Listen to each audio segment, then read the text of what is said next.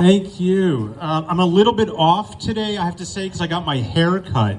And my barber, he spins me around so I can't see the mirror. So for 30 minutes, maybe you experienced this. So for 30 minutes, all I hear is the sound of the razor. And I've got this fear that when he turns me around, I'm going to look like Demi Moore in the movie G.I. Jane.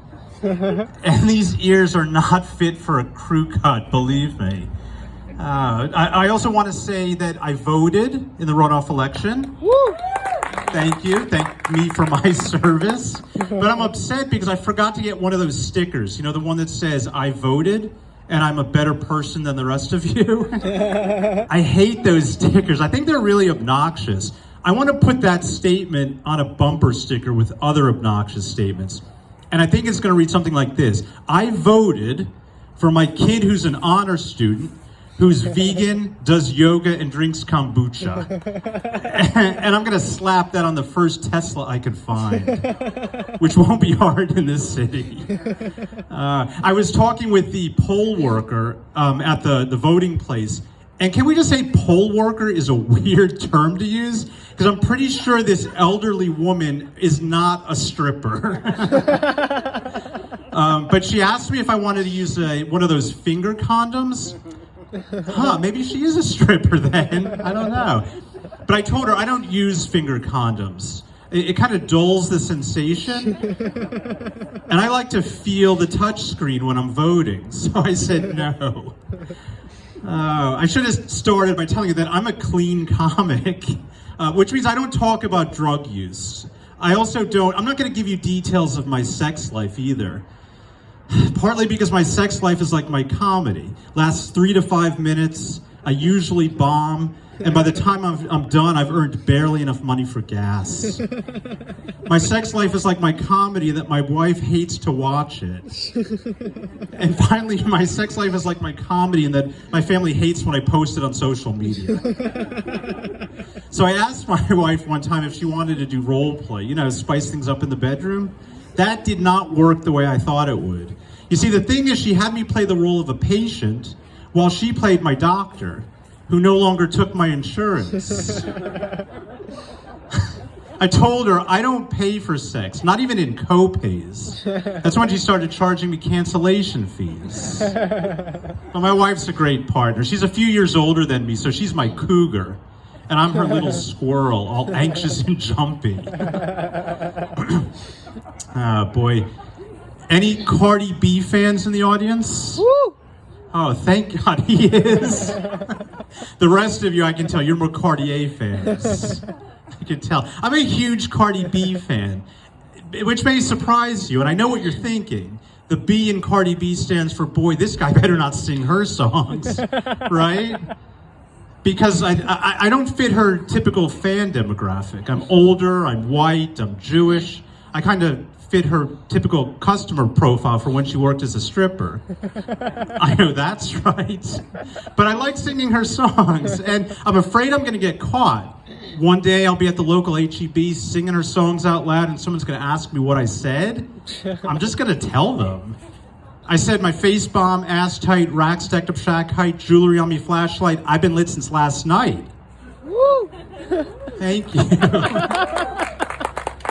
You don't know how long it took me to learn those lyrics. And I have no idea what any of them mean. Just that broke boys don't deserve no pussy. I know that's right.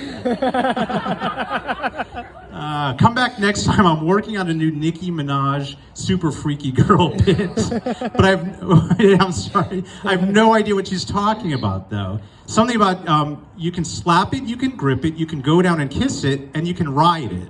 So I think she's talking about horses. I don't know. But I do love, for some reason I'm attracted to angry black female hip hop artists. Just a Jewish guy with a dream here. And I wish I had an angry black female hip hop vibe that I exude instead of this whiny Woody Allen, Jerry Seinfeld vibe. That's right, I am Jewish. Some of you already knew that, right? Because I could see the looks I got. And it's not like I can hide, right? I mean, I've got this big Jewish nose. I talk in this sing-songy voice. I talk as if everything's a question. And that wasn't a question, though. And that used to drive my teachers nuts when I was younger. They'd say, Eric, are you asking me or are you telling me? And I'd say, I'm telling you? They didn't get me. My parents are older, they're Jewish, so they're now living in the promised land of Florida. And they live in an active over 55 community called the Villages. Anyone ever been to the Villages? Okay, good. That's the response I was hoping for. It's an active over 55 community, and by active, you know what I mean, right? Active yeast infections, sexually transmitted diseases. Ugh.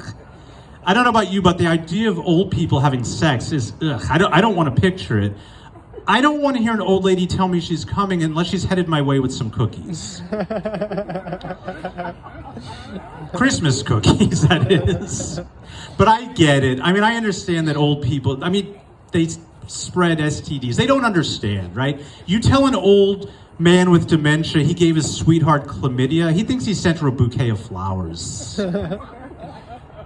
You give that same old man with dementia a box of condoms.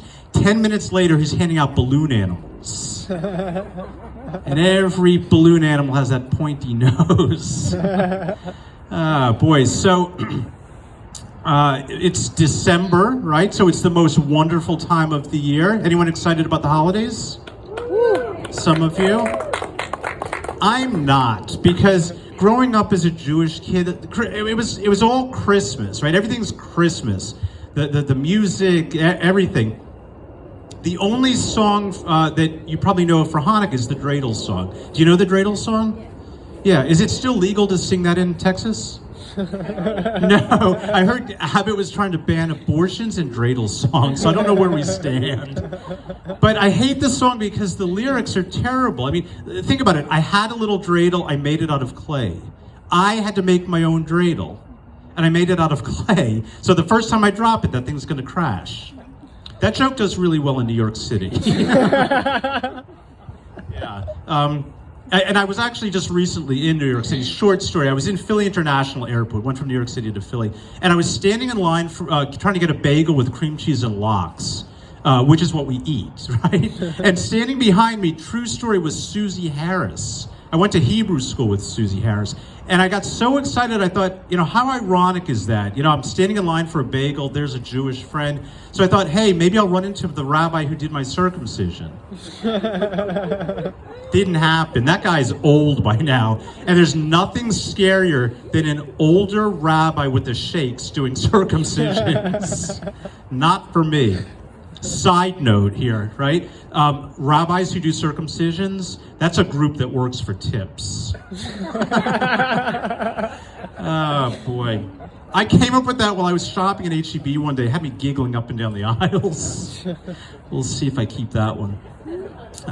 Keep it. Oh, thank you. Someone says keep it. Thank you. I appreciate that. So, I have a lot of, I do like Christmas, but I have a lot of respect for Catholics because there's one thing I could never do, and that's go to church on Christmas Eve. Any Catholics in the house? Oh, a couple. Okay, and you're pretty excited about it. Usually they're quiet because they're looking for the tip jar. They don't want to get caught. Here's my main issue with Catholics, that I couldn't be one. You have to sit in church and look at Jesus on the cross. That would make me really sad. So sad that his abs are way more developed than mine. I mean, I don't know how that hasn't caught on as the latest exercise craze, right? I mean, put your money in that, not the FTX, Sam Bankman-Fried, whatever. Yeah, but I can see it now, right? I mean, I lost 75% of my body just hanging on the cross. Results not typical and may vary. And you know what I'm going to call it? CrossFit. Thanks for listening. I'm Eric Snader.